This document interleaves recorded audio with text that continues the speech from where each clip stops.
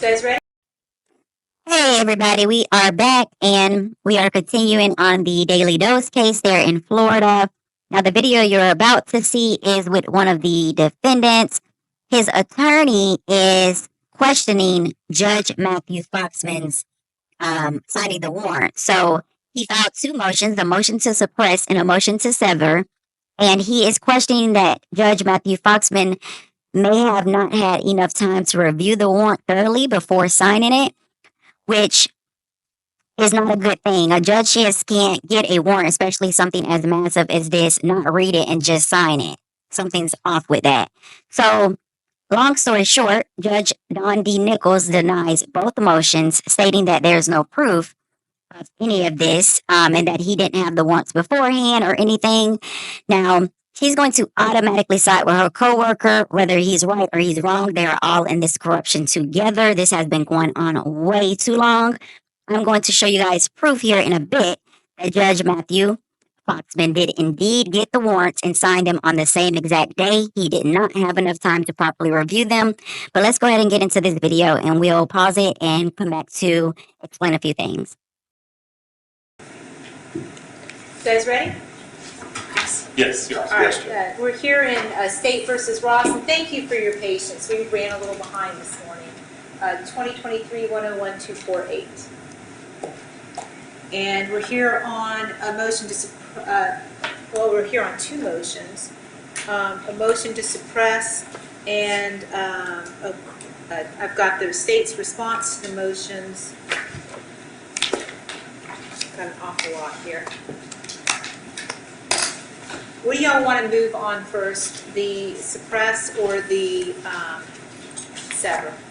Judge, I'd prefer the suppression because some of that suppression argument will be part of the sever argument. All right. As long as the state's okay with that. Yeah, of course. All right. You may proceed. May it please the court, counsel and I have stipulated into evidence the search warrant in question in this particular case, which is marked as State's Exhibit 2 and State's Exhibit 1, which is the affidavit in support of the search warrant. If we could go ahead, and they've already been marked into evidence, but if the court would allow us to enter those. Yes, I've got it. You got it. Thank you. And Judge, you don't actually have to read these.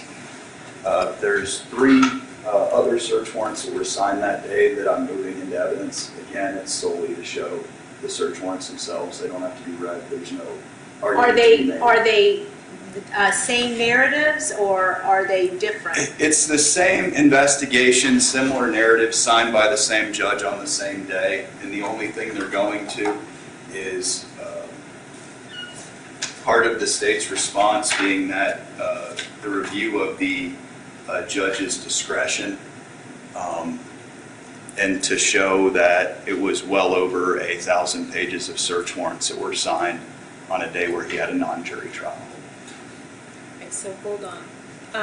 Did he get those in advance? Had he been... There were search warrants the day before and the day after, so all indications are that he received them same day.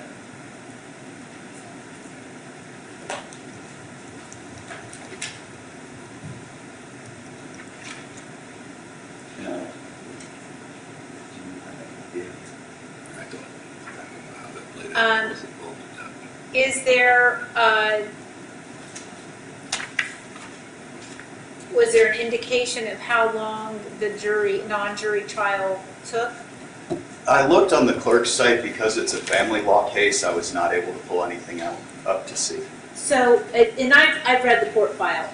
So Judge Matt Foxman is the judge who signed it.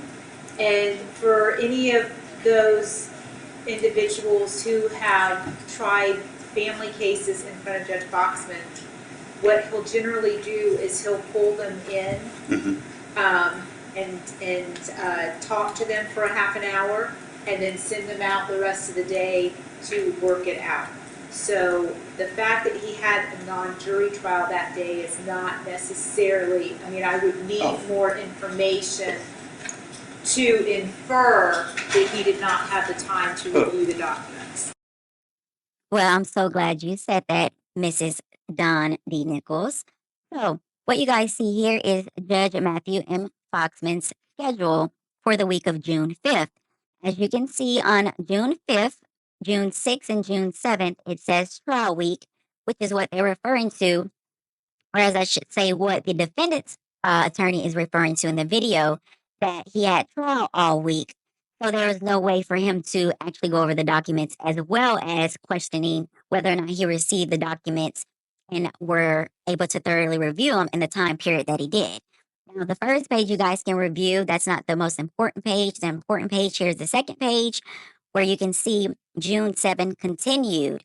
Now, as you see here at 1:30 p.m., it says Detective Levin and Blissett warrants in chambers. Judge Matthew M. Foxman did indeed receive the warrant on the same day that he signed them. There's no question about that. I don't care how they try to cover it up. I don't care if they process another schedule. Also, please, guys, remember this. There's a lot more evidence that I have for a lot of these things, but I cannot post it because if they try to come back with an answer, I already have answers for their answers. So I don't want to give them a heads up on what I do and don't have. But as you can see, Judge Matthew M. Foxman does need to be called into question. He needs to be investigated along with Don D. Nichols. Detective Blissett and Levin needs to be investigated. This has been going on far too long, guys. There's no telling how many innocent people are sitting in prison right now. Lives are ruined because of them. This needs to stop. But I'm going to go ahead and get back into this video, and we'll stop it in a bit and go over the review. To review the documents. And Judge, the entire purpose for, again, showing how many were signed that day and reviewed that day is a lead up to some of the argument I have regarding what the search warrant entails, and that it would take a very in-depth reading to understand. Fair enough. All right. So that's the whole purpose, and I've already spoken with Mr. Gillespie yesterday. Okay, and no objection to this being moved into evidence? The short answer is, normally, I think there would be objections about relevance and all that kind of stuff, but in this particular case, because Mr.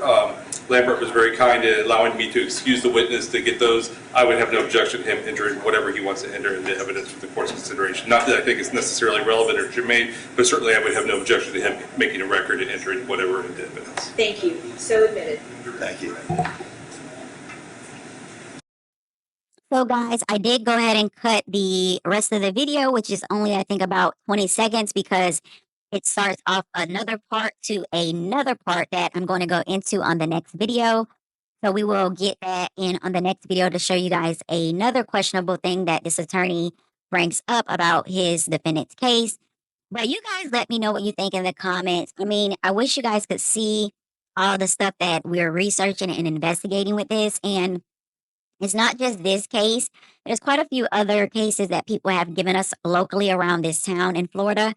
And it's very sad and very sickening. And you have to wonder, in order for corruption to go on this long in such mass, it has to be allowed from higher ups.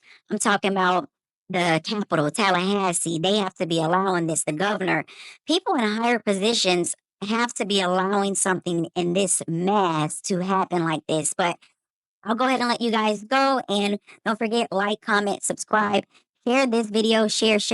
Let's go viral on this. Let's get some justice. And hopefully we can create a unity where we can start checking things like this so that they don't want to do it or can't do it because they're fearful that people like us will get on and check them. So until the next video, guys, you guys stay safe, stay blessed, and I'll see you guys soon.